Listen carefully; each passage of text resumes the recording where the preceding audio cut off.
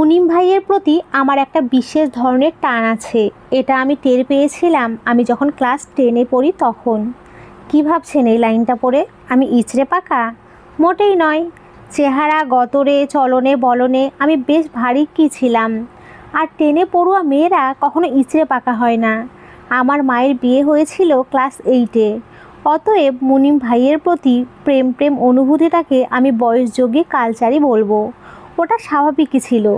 স্বাভাবিক ছিল, তবে কিভাবে অস্বাভাবিক মাত্রায় আমার গোটা জীবনকে নাড়িয়ে দিয়ে গিয়েছিল তা আজ আপনাদের শোনাবো। মুনিম হোসেন আমার পাড়াতো ভাই ছিল, তোফায়েল কাকার ছেলে। আমার খুব ঘনিষ্ঠ বান্ধবী মান্তাসার বড় ভাই, আমার থেকে 5 ক্লাস বড়। ছোটোবেলায় তার কাছে পড়তে বসতাম মান্তাসার সাথে। আমাকে লাঠি নিয়ে পেটাতো এই লোক। আমি যখন কলেজে ভর্তি হলাম তখন সে নেভিতে যোগ দিয়েছে। প্রতিবার যখন ছুটিতে আসতো শুনলেই আমি তোফায়েল চাচার ঘরে যেতাম। গিয়ে দেখতাম নিজের ঘরে ডাম্বেল নিয়ে শরীর চর্চায় ব্যস্ত চাচার একমাত্র সুদর্শন ছেলেটা। তখন স্টার জলসায় বোঝে না সে বোঝে না নামের একটা ধারাবাহিক খুবই জমজমাটি চলতো। আমি ওই ধারাবাহিকের নায়ক SR'ের বিপরীতে মুনিম ভাইকে বসিয়ে বিমুগ্ধ নয়নে শুধু তাকিয়ে থাকতাম। মুনিম ভাইয়ের জন্য আগে থেকে পাত্রী বাঁচতে লাগলো চাচি। তিনি বিয়ের অনুমতি পাওয়ার আগেই বলতো যুগ জামানা ভালো নয়, মেয়ের অভাব না থাকলেও বিয়ের সময় পাত্রী খুঁজে পাওয়া মুশকিল, তাই আগে ভাগে বেছে রাখলে সুবিধা হবে। আমি মুনিম ভাইয়ের দাদি আর সুরমা চাচির আলোচনা শুনতাম আড়ালে দাঁড়িয়ে। আমার মুনিম ভাইয়ের বিয়ের কথা হচ্ছে কি না কণ্ঠে কান্না চেপে রেখে আমি শ্বাস বন্ধ করে শুনতাম তাদের আলাপচারিতা। চাচি একটা ছবি দাদিকে দেখিয়ে বলতেন, এই দেখেন আম্মা, এই মেয়ের রং দেখেন, মুনিমের পাশে এই মেয়েরে মানাইব। দাদি প্রতিবারই জবাবে বলতো, মাইয়া মানুষের রূপ নিয়ে অত মাতামাতি কইর না নাদ বউ, এই রূপ দিয়া বিয়ানে যাইব গা, যেটা থাকবো সেই জিনিসটা হইতেছে টাকা। বিরাট গেরস্থি দেখা বিয়া করামো আমার নাতিরে, সরকারি চাকরির দাম আছে। আমি দাদির কথা শুনে হতাশ হতাম। সত্যি বলতে টাকার ব্যাপারটাতে আমি উপযুক্ত ছিলাম না মুনিম ভাইদের। জমি জমা কিছুই ছিল না বললেই চলে আব্বার।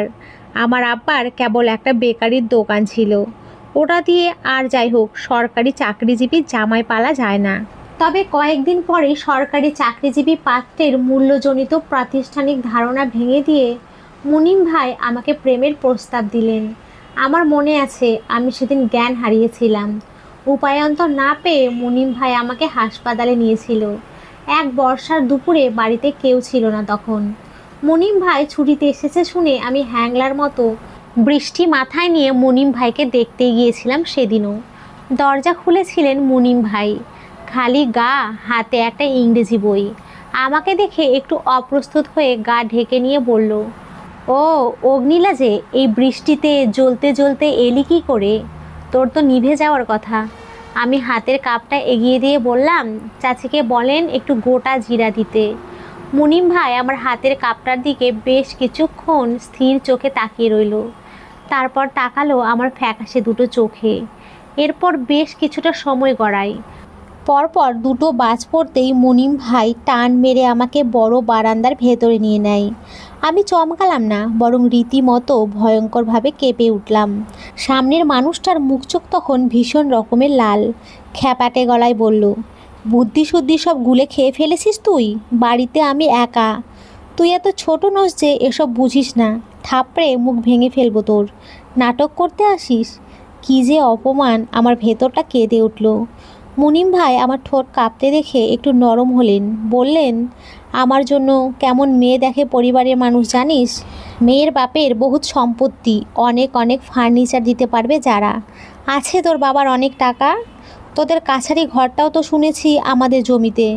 দিতে পারবে এত ফার্নিচার তোর বাবা? সরকারি চাকরিজীবী পাত্রের দাম আছে, এটা তো জানিস। জানার কথা, দাদি সব সময় বলে, শুনিস তো আড়ালে লুকিয়ে। আমার শ্বাস বন্ধ হয়ে আসছিল। ওড়নার কোণ চেপে ধরে শরীরকে জোর দিয়ে ঘোরালাম। মুনিম ভাইকে ক্ষুদ্র কণ্ঠে বললাম, আসছি। ঠিক সেই মুহূর্তে মুনিম ভাই আমার হাতটা ধরল। আমার কাদো কাদো মুখটা কিছুক্ষণ বিমুগ্ধ চোখে দেখে বলল, না, তুই এতটাও ছোট না দেখছি। আমি যদি তোকে বিয়ে করে বাড়িতে রেখে যাই তবে একা একা আমার ঘরে ঘুমাতে পারবি? তোর নাকি 3জন নিয়ে খাটে ঘুমানোর অভ্যাস। আমি তাকালাম, মুনিম ভাইয়ের ঠোঁট দুটো তখন অমালিন হাসিতে প্রস্তুত হলো। সরল গলায় বলতে লাগলো, এই বাড়িতে এত ঘন ঘন আসিস না। তোর চালচলন নিয়ে দাদি খুব কথা তোলে। তোর আমাকে দেখতে মন চাইলে আমাকে ভিডিও কল করিস। যা, তোকে পারমিশন দেয়া হলো। আর বছরখানেক পরে বিয়ের প্রস্তাব দেব। বিয়ের অনুমতি পেয়ে নি আগে। আমি তক্ষুনি জ্ঞান হারিয়ে ফেললাম। জ্ঞান ফেরার পরে দেখলাম আমি হাসপাতালে। পাশে দাঁড়িয়ে মুনিম ভাই ভীষণ চিন্তিত মুখে দাঁড়িয়ে আছে। আমাকে দেখে বলল, এক না, তোকে 2 বছর পরে ঘরে তুলব। সীমান্তের অবস্থা অস্থিতিশীল, কদিন পর পর মিশনে যেতে হয় আমাকে। এসে যদি দেখি তুই টেনশন নিতে না পেরে অজ্ঞান হয়ে পড়েছিস, তবে তো সর্বনাশ। এই জীবনে কটা বিয়ে করব? এমন নার্ভ নিয়ে আমার সংসার করতে পারবি না তুই। আমি খুঁজছি একজন স্ট্রং মাইন্ডেড পারসন। তোর মতন ঢেমনিকে 2 বছর সময় দিলাম। আগে নিজেকে প্রিপেয়ার কর। টানা 1 বছরের প্রেমটা আমাদের খুবই জমেছিল। আমি মোটেও আর মান্তাসাদের বাড়িতে যেতাম না। মুনিম ভাই যেমন চাইতেন তেমন করেই চলতাম। বলতেন বড় রাস্তায় বিকেলে যাবি না, আমি যেতাম না। বলতেন চুলে জুই তেল দে, আমি দিতাম। বলতেন আজ শাড়ি পরে ভিডিও কলে আয়, আমি তো নিয়মিত শাড়ি পরতে লাগলাম। বলতেন ছেলেদের সাথে টিউশন পড়তে পারবি না, আমি মেয়েদের ব্যাচে গিয়ে ঢুকলাম। কী যে মাখো মাখো প্রেম! বয়ফ্রেন্ড হিসেবে মুনিম ভাই ছিলেন একদম লক্ষ্মী। না চুমু চাইতেন, না চাইতেন আধ ন্যাংটা ছবি, না কখনো উষ্ণ গরম সংলাপে আমার কান ঝালাপালা করতেন। একজন নিখাত ভদ্রলোক, যাকে বলে মুনিম ভাই, তাই ছিলেন।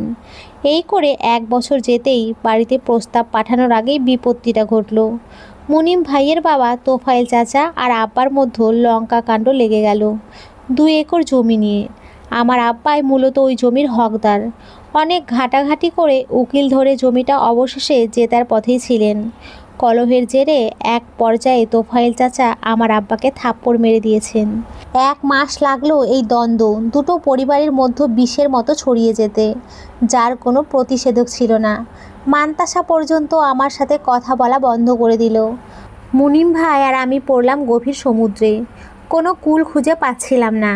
না দুজনের সাহস ছিল পরিবারকে জানানোর, মানানোর। কারণ আমরা বুঝেছি এই পরিবার দুটো প্রয়োজনে আমাদের মেরে কেটে ফেলবে, তবুও আত্মীয়তা কখনোই করবে না। চিন্তায় চিন্তায় খাওয়া দাওয়া সব বন্ধ হলো আমার। এরই মাঝে একদিন মুনিম ভাই আমাকে নিয়ে গিয়ে কাজী অফিসে রেজিস্ট্রি করে ফেললো। মুনিম ভাই এমনই ছিল, হুট করে একটা ডিসিশন নিয়ে ফেলতেন। সেদিন বিকেলে আমার জন্য বাড়িতে প্রস্তাব এসেছে শুনেই ছুটি নিয়ে পাগলের মতো ছুটে আসলো বাড়িতে। এসেই আমাকে বাজারে কাজী অফিসের সামনে ডেকে রীতিমতো ধমক আর হুমকির সামনে দাঁড় করিয়ে বিয়েটা করে নিল। ওদিকে দুশ্চিন্তা আর আতঙ্কে আমার মরে যাওয়ার জোগাড়।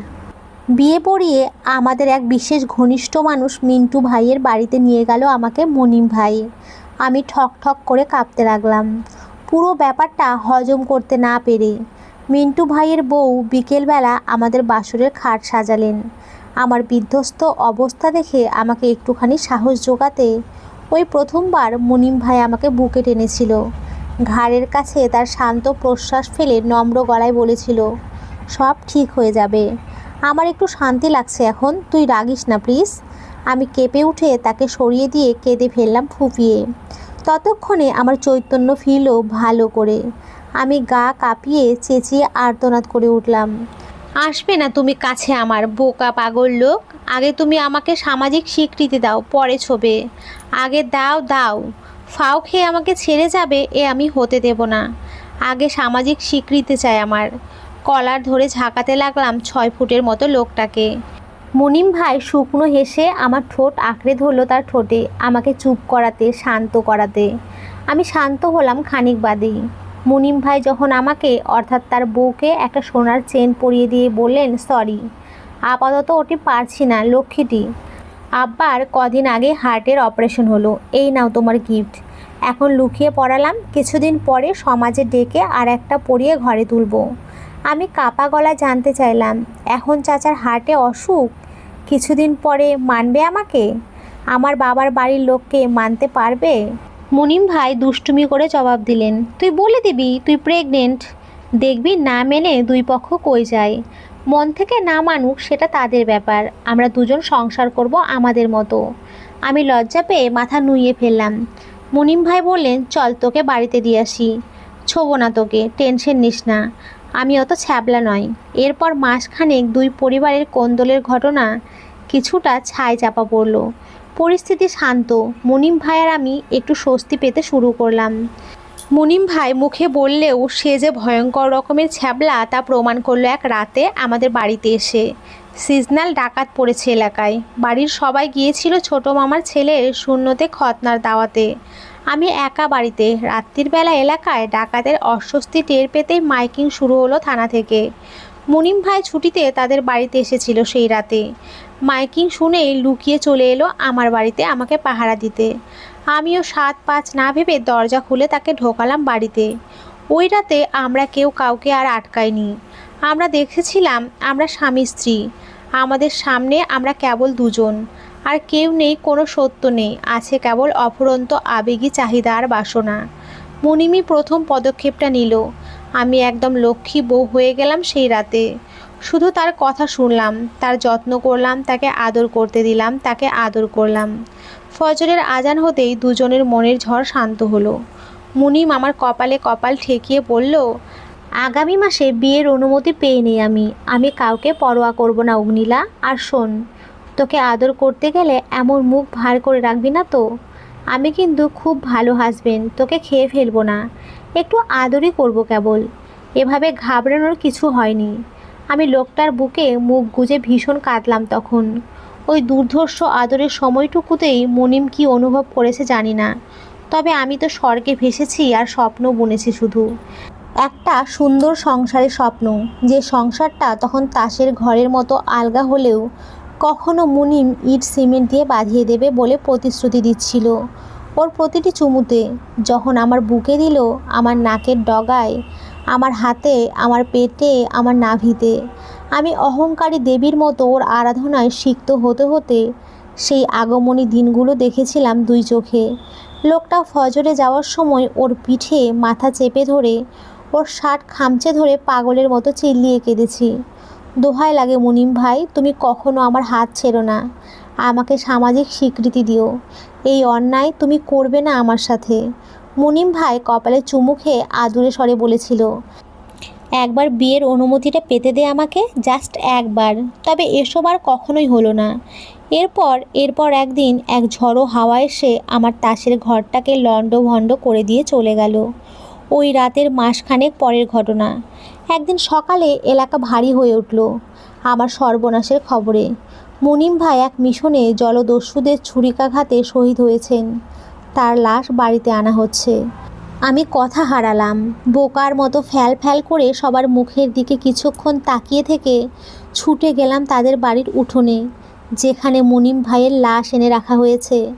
তাদের বাড়ির প্রতিটি প্রাণী বুক চাপড়ে কাঁদছিল। আমি আর সামনে এগোনোর সাহস পেলাম না। কিছুক্ষণ দাঁড়িয়ে থেকে ওখানে জ্ঞান হারালাম। আর এরপর জ্ঞান যখন ফিরল, আমাকে উঠোনে গড়াগড়ি খেয়ে কাঁদতে দেখে পুরো দুনিয়া অবাক। সবার মনে প্রশ্ন, আরে এই মেয়ে কাঁদে কেন? শত্রুবাড়ির ছেলের জন্য এই মেয়ে এত কাঁদে কেন? কি হয় ওই ছেলে এই মেয়ের? তাদের বলতে পারছিলাম না ওই মানুষটার জন্য আমি কেন কাঁদছি। আমার আব্বা আম্মা এসব দেখে আমাকে টেনে হিঁচড়ে ঘরের ভেতর নিয়ে শান্ত করার চেষ্টা করলো। আব্বা ধমকে বলল, তোর সমস্যা কি মা? মানুষজন কী ভাববে এভাবে পাগলামি করলে? একটু থাম। মুনিম তোকে স্নেহ করতো তা আমরা জানি, মানুষজন অন্য কিছু ভেবে নেবে মা। আমি মরে যাচ্ছিলাম, চেঁচিয়ে উঠলাম আব্বার কথায়। আমার স্বামীও, ও আমার স্বামী, আমাকে একটু তার জন্য কাঁদতে দাও। তোমরা আমাকে একটু একা ছেড়ে দাও, একটু একা। সবাই কিছু জানতে চাইলে সবাইকে জানিয়ে দাও মুনিম আমার স্বামী, আমি তাই কাঁদছি। যাও এখান থেকে, সবাই যাও। মা বাবা ভীষণ রকমের ধাক্কা খেয়ে মূর্ছা যাবার জোগাড় হয়েছিল আমার বক্তব্য শুনে। সবটা যখন শুনলো, জানতে পারলো, মাকে দেখলাম মেঝেতে পড়ে গেল ধপ করে, আহাজারি করে উঠল ঘর কাঁপিয়ে। পরক্ষণে বাবা মারধর শুরু করে দিল আমাকে। চুলের মুঠি ধরে বলল, এ কি সর্বনাশ করেছিস তোর মুখ পুরি? ইয়া আল্লাহ, এই মেয়ে নিজের পায়ে নিজেই কুড়াল মারছে। ইয়া আল্লাহ, এই মেয়ের কি হইব এখন? আব্বার হাত থেকে ছাড়িয়ে নিয়ে আম্মা আমার চুলের মুঠি ধরলো। তোরা মেলামেশা করেছিস? জবাব দে মুখপুরি, তোরা মেলামেশা করেছিস? আমি মাথা নাড়লাম অপ্রস্তুতের মতন। আম্মা তখন আমার চুলের মুঠি ধরে কপালটা ঠুকে দিল দেয়ালে। তরতরিয়ে রক্ত ঝরল। রেগে দিয়ে বলল, কে এসব জানলে তোরে বিয়ে করবে এখন? আর দিতে পারবো তোর ভালো ঘরে বিয়ে? তুই মর, তুই মর মুখপুরি। আমি মরলাম না। মুনিম ভাই কবরে শায়িত হলেন, আমি তখনও মরলাম না। সেবার আব্বা আম্মা আমাকে দিয়ে কসম কাটিয়ে নিয়েছিলেন, এই কথা যেন আমি জীবনে দ্বিতীয়বার না উচ্চারণ করি, যেন কাউকে না জানাই। তবে নাকি তারা বিষ খাবে দুজন। এরপর আমি সত্যিই কাউকে জানালাম না, শুধু নিজে জেনে থাকলাম। আমি মুনিম ভাইয়ের পরিণীতা। এক সময় পাগলের মতো সামাজিক স্বীকৃতি চাওয়া আমিটা নিজের স্বামীকে কখনো স্বীকৃতি দিতে পারলাম না।